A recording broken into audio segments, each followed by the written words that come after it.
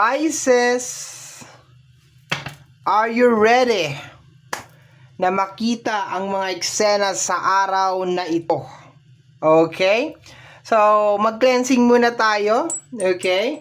If you are having a bad day at napakarami na nangyayari sa iyong mga negative, kailangan mo tong cleansing na to, my dear. Okay? So, sabay-sabay tayo magtaboy ng mga negative na energy.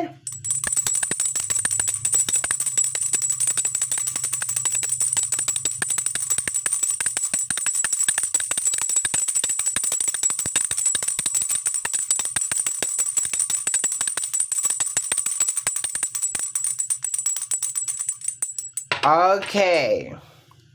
Let's do the intro. Hello, my dear. Welcome back sa ating YouTube channel. My name is RJ, your tarot card reader. At ang gagawin natin ngayon is yung ating daily reading para po ito sa araw ng June 12, 2026. Titingnan natin kung ano mga eksena, kaganapan at kung ano-ano pa na maaari mong makasalubong sa araw na ito. Pero bago ako, my dear, mag-proceed or bago tayo mag-proceed sa ating reading, kukunin ko muna itong pagkakataon na ito na magpasalamat. Maraming salamat po sa ating mga abangers, sa mga walang sawang naghihintay at nag-aabang ng kanilang mga readings. Maraming salamat po. Gusto ko rin pong pasalamatan yung ating mga bagong subscribers. Hello, my dear. Welcome po sa ating channel. I hope na mag-enjoy ka dito at sana ay mahanap mo sa channel na ito kung ano man ang iyong hinahanap or sana ay may provide ko yan para sa iyo. Okay? Kagaya po na lagi kong sinasabi, ang tanging hiling at dasal ko lamang po sa ating may kapal na ang mga readings na ginagawa ko ay nakakatulong po sana sa ating lahat. Let's go na tayo, my dear Pisces. Once again, reading mo ito para sa araw ng June 12, 2026.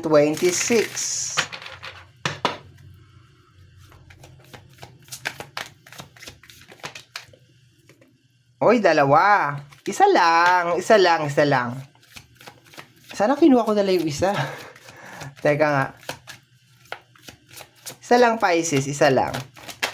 Okay, what is this?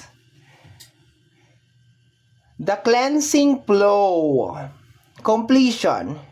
Clearing. Mindfulness. Preparation and order. Okay, so nakukuha ko dito, my dear, parang yung eksena mo is parang nag-aayos-ayos ka, naglilinis-linis ka, okay? Hindi lang to sa bahay, okay? Pwede din, my dear, sa sarili mo, okay? Kung lately parang may mga bagay na nangyayari sa yung hindi maganda, you are letting go, my dear, dun sa mga negative na energy. Dun sa mga nagkukos nitong negative na energy na to, my dear, okay? It's more on parang naglilinis, nag-aayos, okay? Yung mga bagay na wala sa order, wala sa tamang lugar, yung mga ganyan, inaayos mo, my dear. So, it's more on pag-organize, my dear, ang nakukuha ko dito, okay? Pero at the same time, nakukuha ko rin, my dear, sa energy mo na kung lately parang may mga nasagap ka na mga bagay na hindi belong sa'yo, hindi para sa'yo, kunyari mga negative na energy galing sa mga tao, you are releasing it out back to the world, my dear. Okay, let me see. Yung energy ng completion dito, my dear, is more on the focus na makomplete mo yung isang bagay. So, sa araw na to, nandun yung focus. Nandoon, my dear, yung determination na matatapos ko to, magagawa ko kung ano man tong bagay na ito, okay? Yung utak mo, okay, your brain, my dear, is focus ngayong araw na ito. Okay, like, let me see. Additional cards na tayo, my dear. Actually, wala naman masyadong dapat ipaliwanag sa card na yan, maliban sa, yun nga, yung focus mo, okay. Gusto mo lahat naka-organize. Meron kang sinusunod na plano sa araw na ito kung ano yung mga gagawin mo.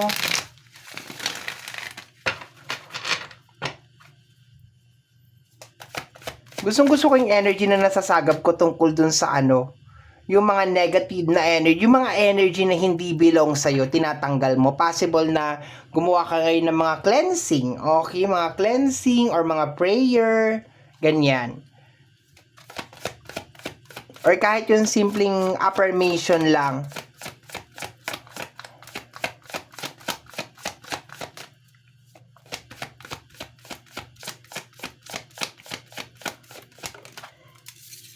Okay, the Page of Cups. Kinokontrol mo yung iyong emotion. Kung mapapansin mo, may water din dito. Okay, yung flowing ng water. Baka lately, yung emosyon mo, my dear, ang naghahari. Yung emosyon mo ang nagkokontrol sa'yo. And hindi maganda yon.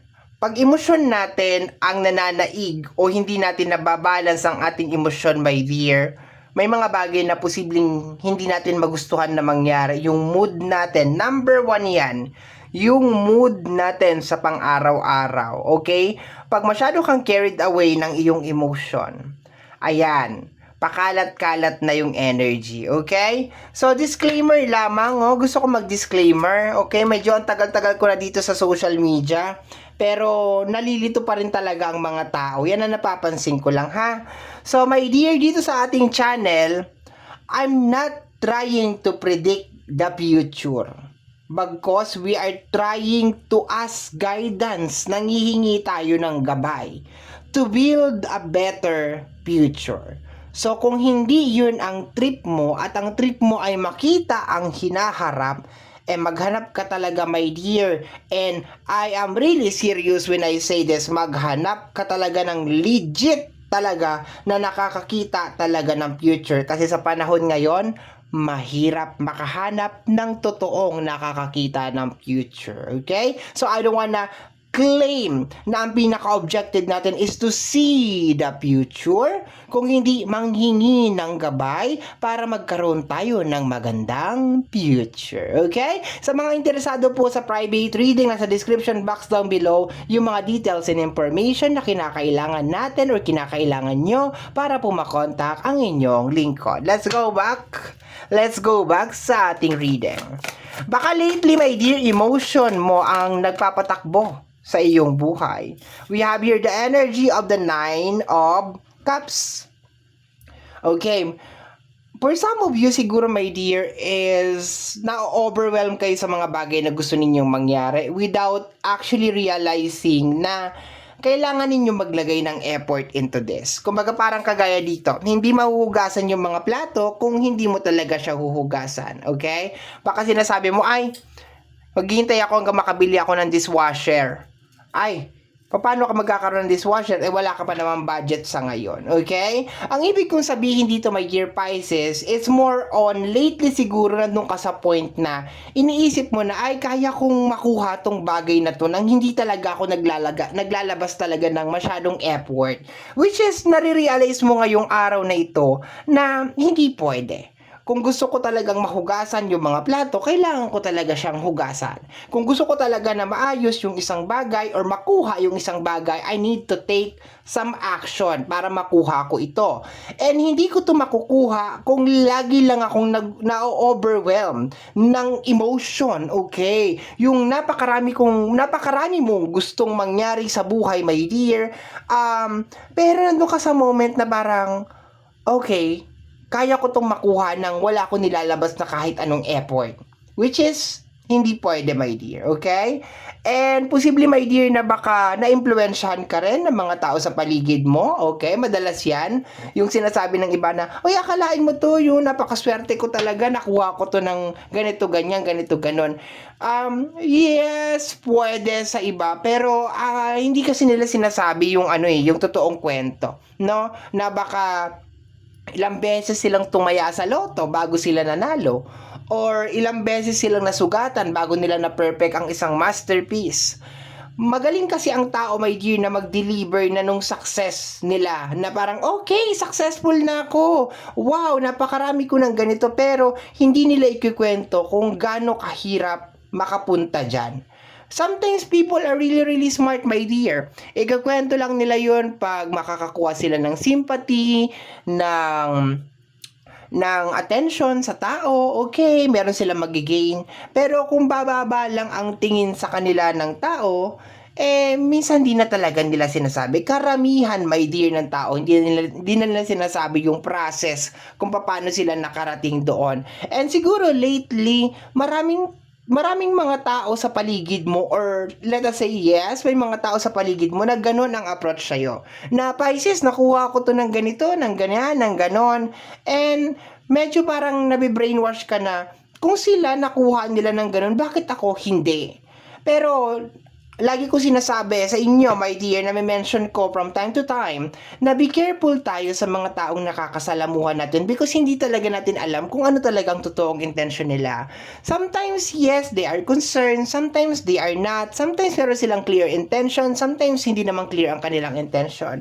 Pero I like yung energy mo ngayon, my dear, because andun ka sa moment na nagkakaroon ka ng acceptance. Nagkakaroon ka, my dear, ng realization na for you to actually get this energy or kung ano man tong bagay nito na gusto mo makuha, kinakailangan mo talaga mag-take ng action. Yun na nakukuha ko dito. Your focus, my dear, sa araw na ito, okay? And there's a tendency na meron kang mga bagay na gusto mo na talagang makuha, okay? Ayaw mo na siyang maging imagination na lang. Gusto mo na talagang makamit kung ano man tong dapat na makamit, okay? And ang utak mo, my dear, is dahan-dahan na siyang nalaline up because nadidetermine mo na o nakikita mo na, my dear, kung ano yung mga thoughts, yung mga beliefs na sa'yo talaga, yung mga bagay na mag-work talaga para sa'yo, at saka kung yung mga ginagawa mo na posibleng nakopya mo lang sa iba o yung paniniwala na nakopya mo lang sa iba. Okay, ang success natin kasi sa buhay is iba-iba. Sa totoo lang. Kaya nga pag may lumalapit sa akin, paano po yung ganito? Hanapin mo sa sarili mo. Kasi yung nag-work sa akin, baka hindi nag-work sa'yo. Okay? O yung mag-work dun sa kanila, ay hindi din mag-work sa'yo. Okay? Kanya-kanya tayo ng strategy when it comes sa success. Okay? And kanya-kanya din tayo ng interpretation ng success. Meron namang iba na parang nakapunta lang ng SM, success na sa kanila yon. Meron lang iba na nakasakay na sila ng eroplano, success na para sa kanila yon. Meron lang na iba na parang nabili lang nila yung dream na sapatos nila, success na para sa kanila. O nakain nila yung matagal na nilang inaasam na pagkain, success na sa kanila yon. So iba-iba talaga, my dear, okay? So it's just more on like, wala naman ako sinabing like deadmahin mo yung buhay ng iba, pero it's just more on ma-inspired lang tayo, my dear, sa buhay ng ibang tao, kung ano yung nangyari sa kanila, but hindi natin pwedeng gayahin or kopyahin or at least like sabihin sa sarili natin na bakit siya nakuha niya ng ganun kabilis, ako hindi. Okay, let me see, my dear. We have here the energy of the Queen of Cups. Puro emotion. Puro cups. Okay? So, siguro talaga meron ka talagang gusto ma-achieve sa buhay mo. Pero lately talaga nakikita ko, my dear, walang masyadong action. Okay? Walang masyadong action na nakukuha ko dito. Lately, ha? Lately. Okay, the Magician. Yes, illusion. Si Magician. Illusion yan. Okay? So, confirm yung sinasabi dito na meron kang gustong ma-achieve, my dear, sa buhay mo. Meron kang gustong mangyari. Pero, let us say, napakaraming mga nakakonect dito. Posibleng paniniwala ng iba, paniniwala mo. Ang daming mga nangyayari, okay? Pero sa araw na to, June 12, 2026, sinasabi, my dear, ng card natin na nagkakaroon ka na ng realization na para makuha mo tong bagay na ito or mangyari tong bagay na ito, kinakailangan hindi lang siya manatili lang sa imagination or fantasy. You really need to put an effort to it. Parang kagaya ng mga hugasan na ginagawa niya, hindi yan mahuhugasan kung hindi mo talaga siya huhugasan. We have here the energy of the Hangman. Posibleng nasa isang sitwasyon ka, my dear, okay, na nandoon ka sa moment na dinideny mo ng dinideny na, okay, makakaalis din ako dito, matatapos din tong bagay na ito, parang ganon, okay? Pero the reality is, hindi ka makakaalis dyan pag hindi ka talaga nag-decide na gusto mo talagang umalis dyan, okay? Posible itong may kinalaman sa sa lahat ng area, my dear. Ayoko na magsalita kung saang area. Bahala ka na kung saan mo siya i-apply. Pero yung pinaka-highlight ng reading natin, yung kukunin natin, which is, you're finally getting out from that situation. Okay? The Seven of Cups, energy of illusion. Paulit-ulit yung illusion. Magician is energy ng illusion. Page of Cups is energy of illusion. Actually, yung Page of Cups is being creative, yan siya. Pero nandun kasi sa moment, my dear, na parang nandun kasi sa moment, my dear, na parang yung iniisip niya is parang hindi pa talaga siya, kung makikita mo dito, ayan nasa dulo siya ng bangin. Okay, nasa dulo siya ng bangin. So, yung iniisip niya kasi is posibleng maganda naman talaga siya. Pero parang nandun siguro siya sa moment na hindi niya alam kung ano yung risk, or parang hindi niya alam kung ano yung kailangan niya gawin para mangyari yung imagination niya na yun, yung gusto niya mangyari. So, nagkakalat talaga dito, my dear, yung iyong emotion, okay? Or illusion, emotion, okay? Yun na nakukuha ko over here. Ang daming cups, okay? Ang daming cups, okay? So, Seven of Cups is energy of illusion, the Seven of Cups, okay? And the Nine of Cups, okay? So, ayan na, naglalabasan na nga talaga dito, my dear, na you're finally having this realization na hindi mahuhugasan yung mga plato nang titingnan mo lang siya. Or if just in case kung meron ka magandang plano na next year or bukas bibili ako ng dishwasher, pero hanggang hindi mo nabibili or nagagawa yun, hindi talaga magbabago yung sitwasyon. Like, hindi talaga mahuhugasan yan. So, for us to actually change a certain situation, we need to take some action. Okay, let me see, my dear Pisces.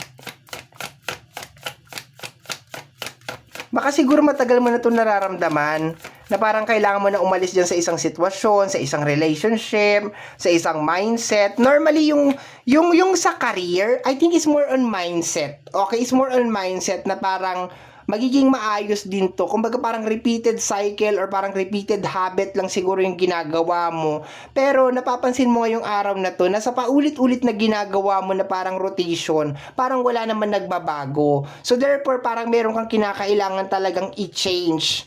Kaso nga lang, ang problema din kasi minsan sa iyo, my dear Pisces, is nandun ka sa moment na parang akala mo kusang magbabago na lang yung mga bagay-bagay.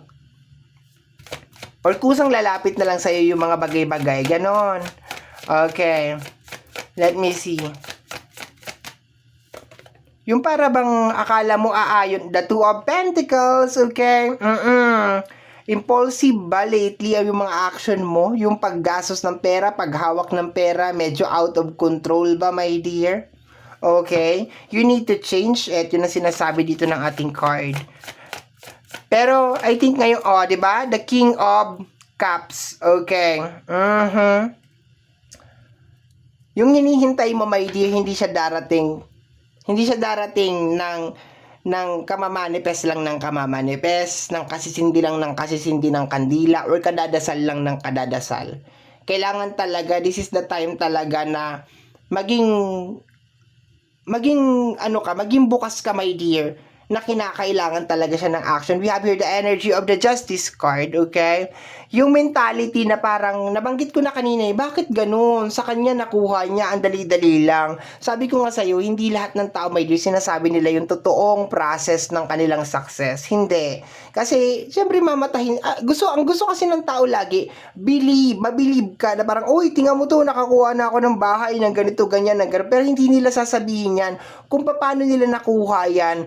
Every success, my dear, meron yan sinakripisyo na something, meron yang luha, meron yang ibinigay, my dear, na something, okay? So, isa pa sa nakukuha ko, my dear, bago tayo mag-end, it's more on the habit na ginagawa mo. Meron kang certain na habit or meron kang certain na paniniwala na mag-e-end na yan ngayong araw na ito. Okay? And I'm so proud of you kasi nga nare-recognize mo, my dear, na merong kinakailangan magbago sa buhay mo at meron kang kinakailangan dapat gawin or additional pang gawin para matupad itong mga gusto mong mangyari sa buhay mo. Hindi lang sapat yung kasisindi ng kandila, kadadasal. You need to put a certain effort into it. And sabi nga ng card natin, hindi magbabago yan kung hindi mo talaga siya babaguhin. Okay?